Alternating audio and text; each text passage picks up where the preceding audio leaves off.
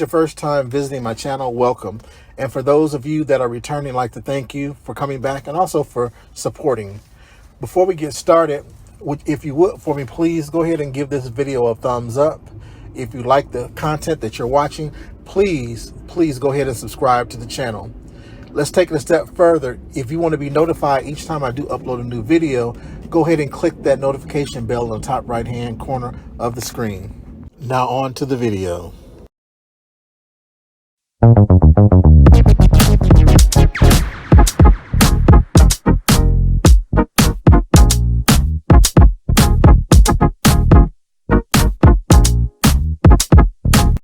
Welcome to the Cooking with Gerald show.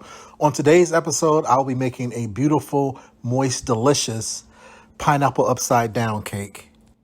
If this is your first time visiting my channel, welcome. And if this isn't your first time, welcome back. Before we get started, please go ahead and click that subscribe button. Also, go ahead and click the thumbs up for this video. If you want to get notified each time I do upload a new video, please go ahead and click that notification button in the top right-hand corner of the screen.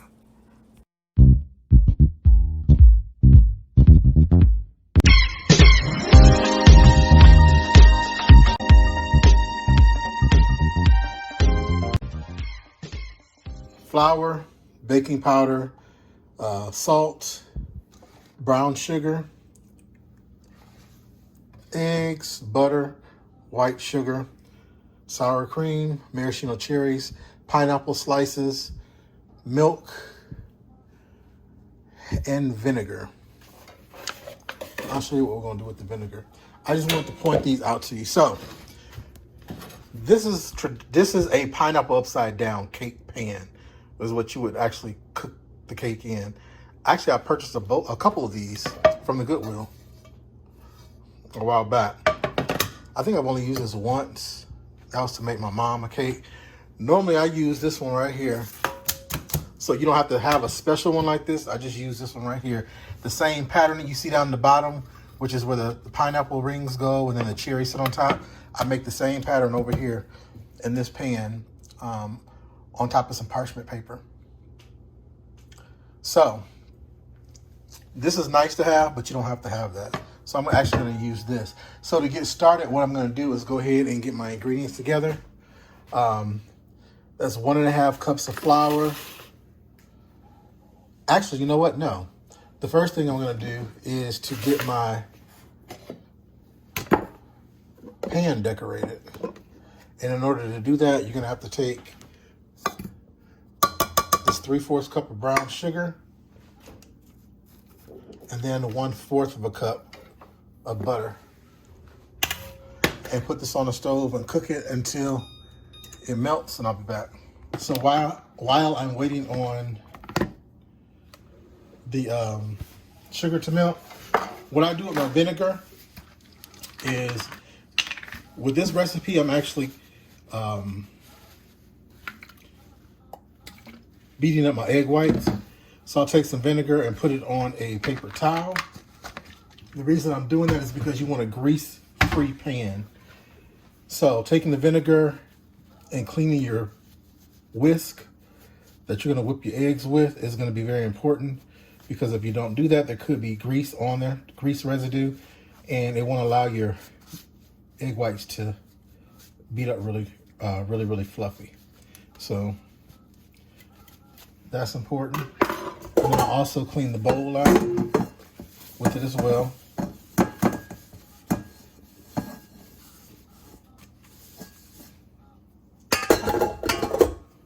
And to also clean the rubber scraper that I'm using. You want to make sure all of these are grease-free. And that's it. Now, I'll go ahead and crack my eggs. Put my whites over here in the mixer. And my yolk right there.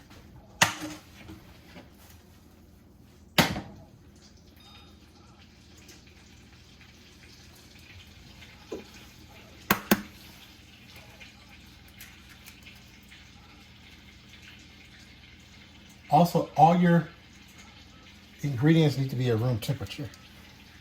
Whenever you're baking anything, everything needs to be at room temperature. Now, with the egg whites, you can actually separate those before you bring them to room temperature because they're a lot easier to actually separate when they're ice cold from out of the refrigerator. All right, so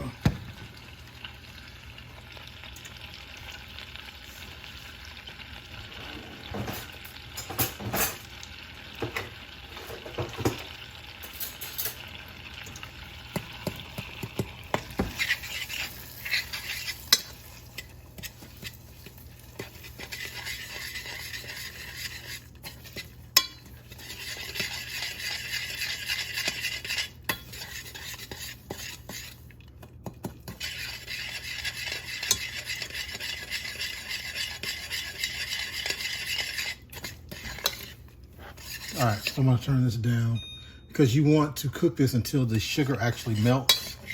You don't want to keep it on here too long because what'll happen is the butter will separate from the sugar and it'll be hard to get it back together.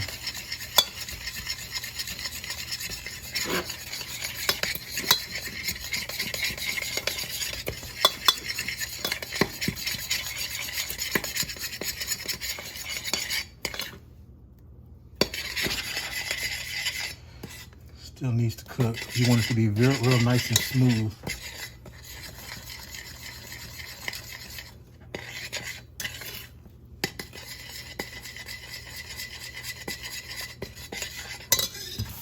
And while we're waiting on that to happen,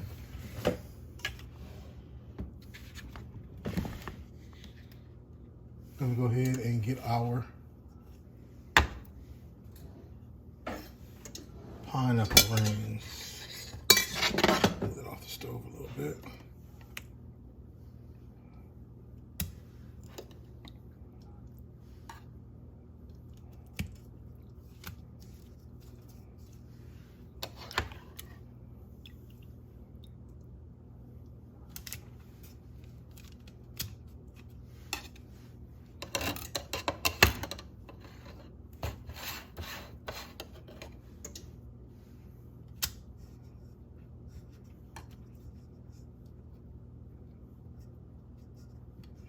All pineapple rings are not created equal.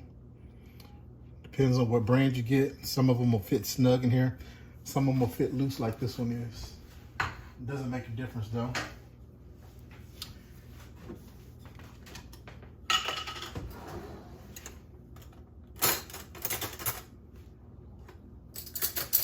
I'm gonna go ahead and get my cherries.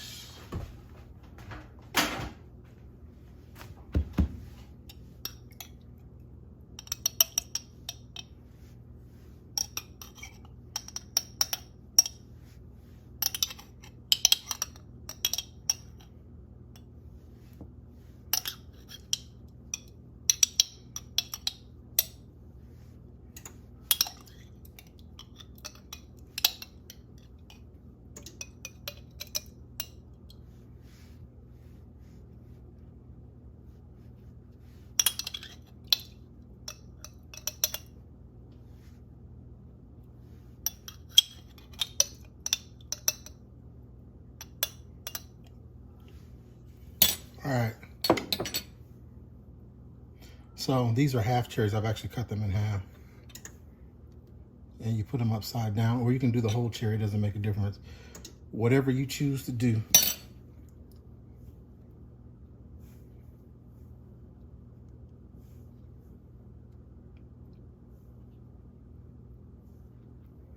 All right, got one for every hole.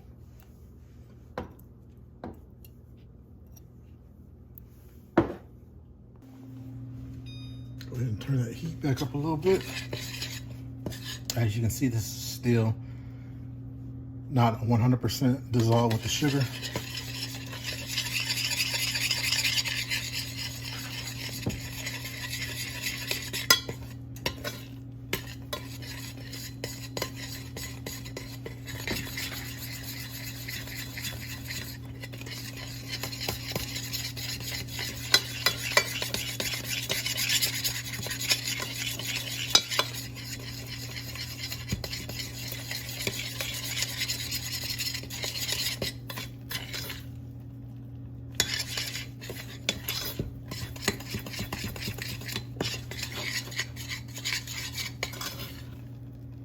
Okay, there it goes. You'll see because it's like lava. All right, so I'll turn my stove off, and I'm actually going to sit my pan on top of my eye. And the reason I'm doing that is because I want this to spread all over the cake. And sometimes it's difficult to do that because as soon as it hits these cold rings or semi-cold rings or whatever the case may be, it'll tend to seize up and start to harden and won't be as spreadable. But when I put it on top of an ire, the ire will keep it warm. It'll warm it up, and it'll continue to keep going till it melts. And then also once you put the cake down in here, everything will pretty much dissolve together too. So it doesn't have to be perfect. Ooh, it's hot.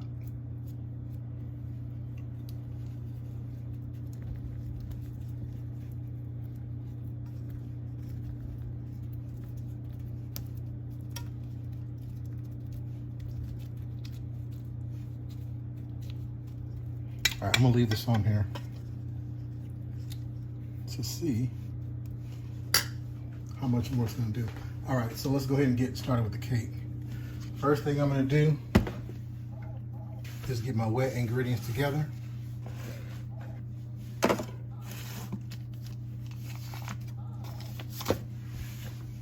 Which is my sour cream, which is 1/4 of a cup. 1/4 a cup of whole milk or buttermilk, whichever one you choose. And then I use 1/4 a cup of pineapple juice. Pineapple juice for flavor, sour cream for flavor, as well as it makes the cake tender, the crumb tender and moist. So I'll go ahead and mix those together.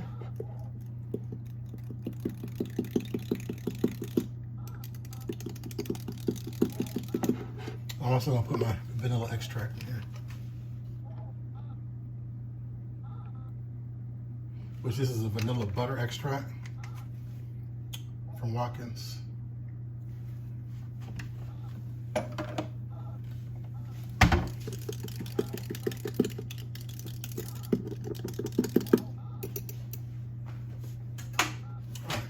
So we'll go ahead and set this aside. Next thing I'm gonna do is go ahead and start my egg whites.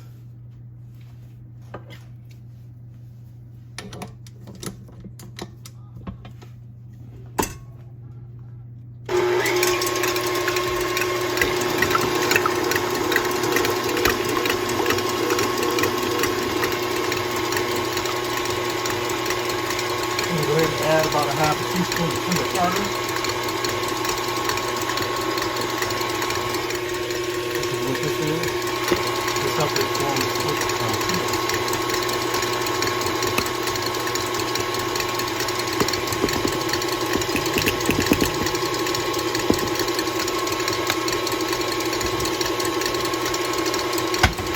You don't have cream or tartar, you don't have to worry about it. Also, the recipe calls for a cup of sugar. I'm actually going to pour about 1/4 of a cup of that down in here very slowly. You want to do that so the sugar will melt.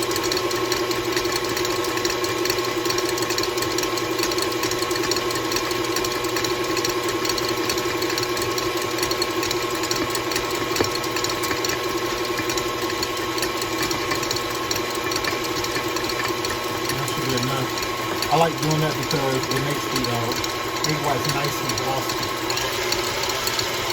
Clean up a little bit more.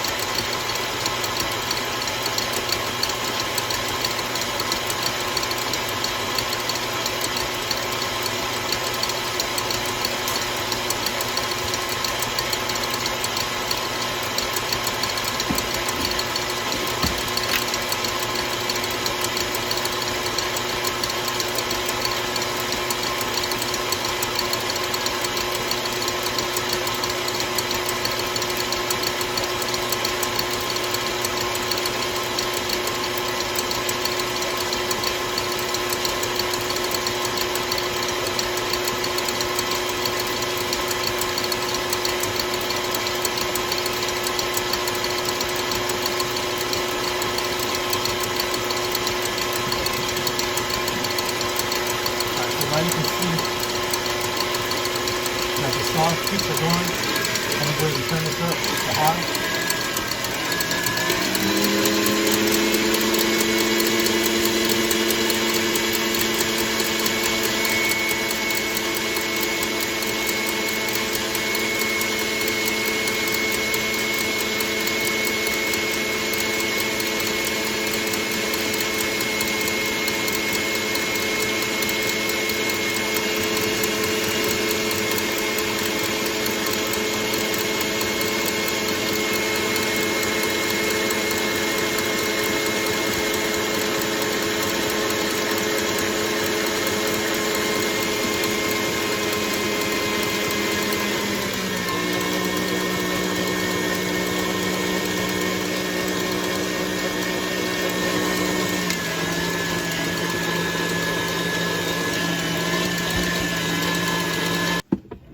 All right, guys, so see these?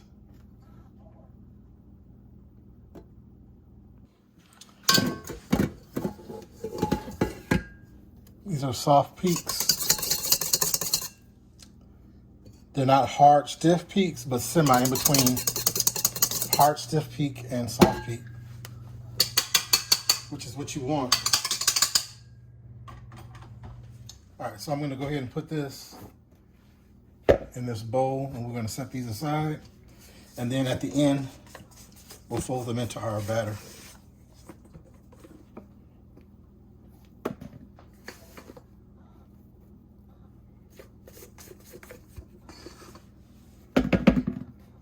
Using this method makes a light batter. It lightens the batter up. All right, so now we're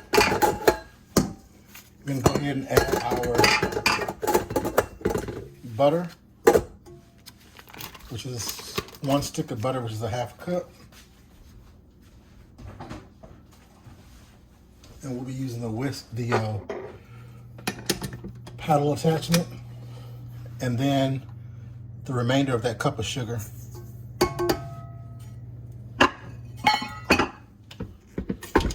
And I'm gonna go ahead and let this cream for about 5 to 7 minutes, and I'll be back. All right, guys, so as you can see, my butter and sugar have creamed together. And I'm gonna go ahead and add my eggs, or egg yolks rather. Do it one at a time.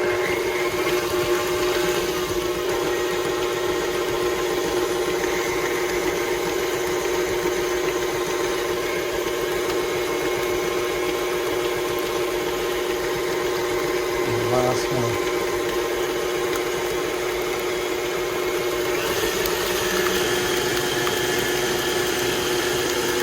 All right, so while that's finishing creaming, I'm gonna go ahead and combine the rest of my ingredients with a 1/4 teaspoon of salt,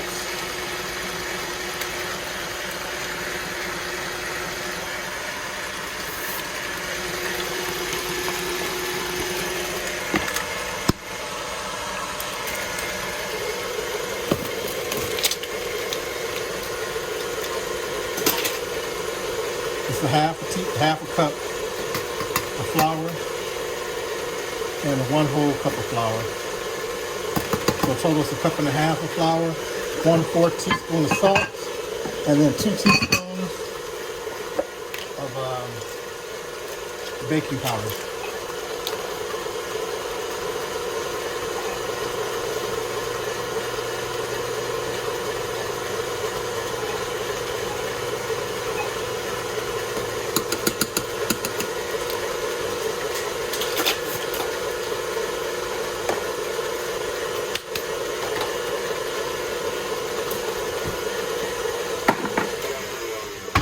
All right, so I'm going to go ahead and sift this together.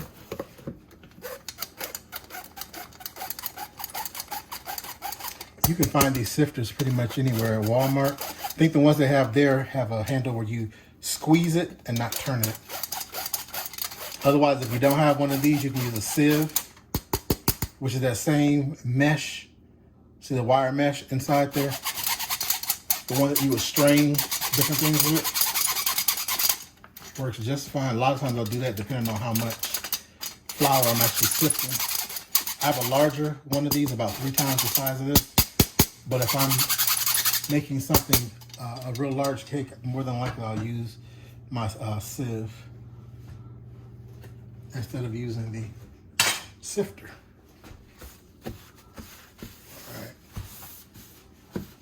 All right, so now we're going to go ahead and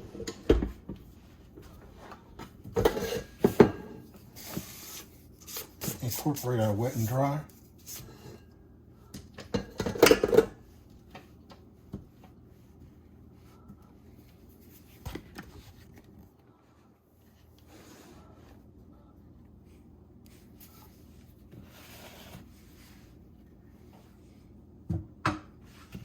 All right, so we're going to add a little bit of the dry. We're going to do this in thirds.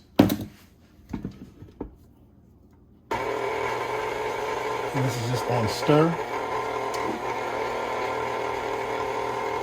Add 1/3 of the liquid.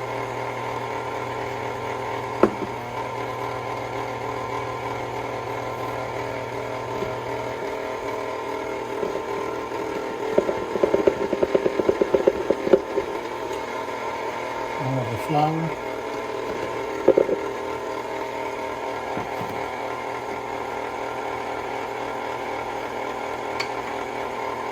Liquid.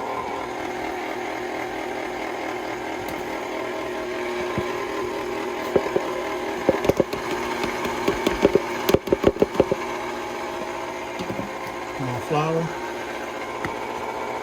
and the remainder of the liquid.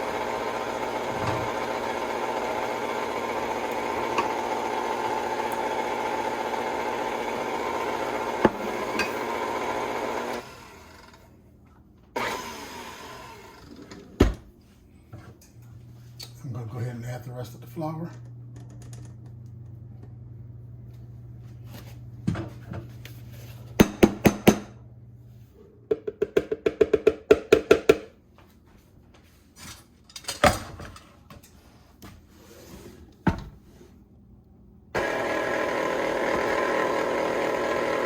And you just want to mix it until the flour is incorporated. This is different from a box cake. With a box cake, you can beat it to death and it'll be fine. With homemade cakes, you can't do that because what happens is it forms gluten. And with forming that gluten, the gluten will make it tough like bread and it also dry the cake out. So that's why I always recommend, if you're a beginner baker, to just cream your butter and shortening and eggs, or eggs and butter, or whatever fats that you're incorporating. And then once you do that, stop mixing and just get a wire whisk or a rubber scraper like I have right here, and fold in the wet and the dry ingredients together like I just did alternately. By doing that, it prevents you from over mixing and putting too much air in the batter. All right, so we're done with the mixer. We'll go around here, make sure, see how underneath the bottom, you want to make sure everything is mixed in. All right, so now the next thing I'm going to do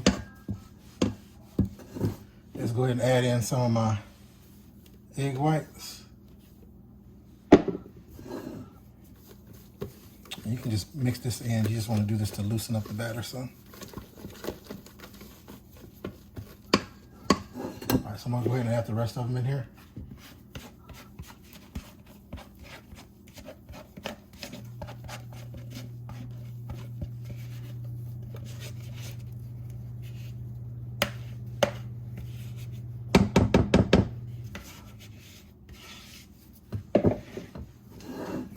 And with these,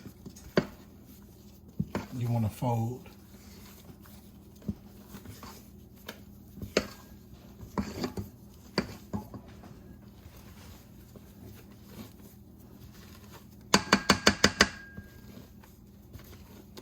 Just until all of the egg whites have been incorporated.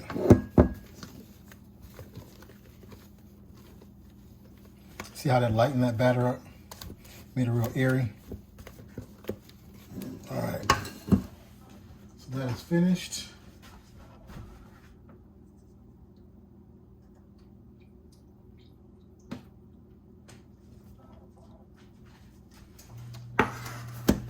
Now we'll go ahead and pour this over our cake, and I have greased this pan. I like to start around the edges. I'm not sure.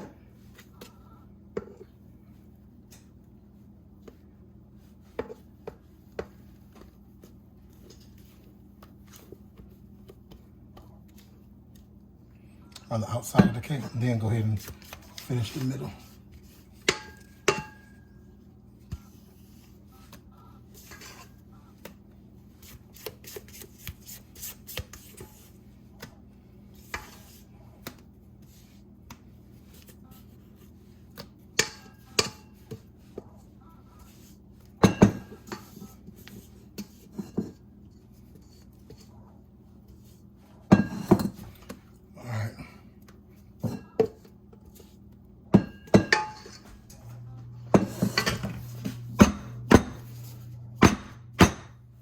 All right, so this is going to go into a 325-degree oven for about 50 minutes. It's 50, and we'll check it when it's done.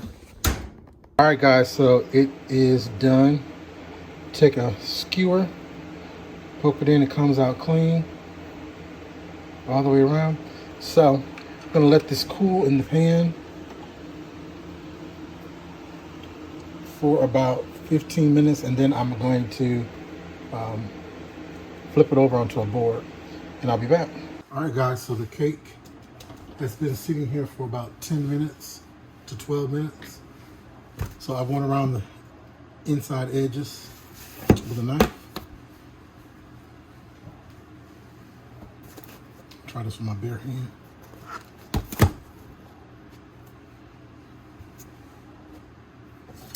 Tap it a little bit.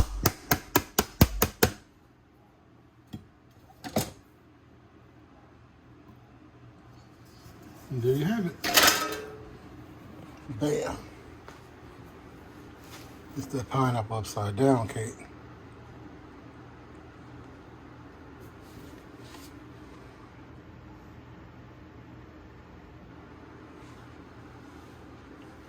And it's just beautiful. So until next time, stay safe. Don't forget to like, comment, share, and subscribe to the channel. Connect with me on Instagram, TikTok, and Facebook. I really hope that you enjoyed this episode. If you did, please go ahead and give this video a thumbs up. Go ahead and subscribe to my channel. Click the notification bell at the top right-hand corner of the screen to be notified each time I upload a new video. And don't forget to leave a comment below.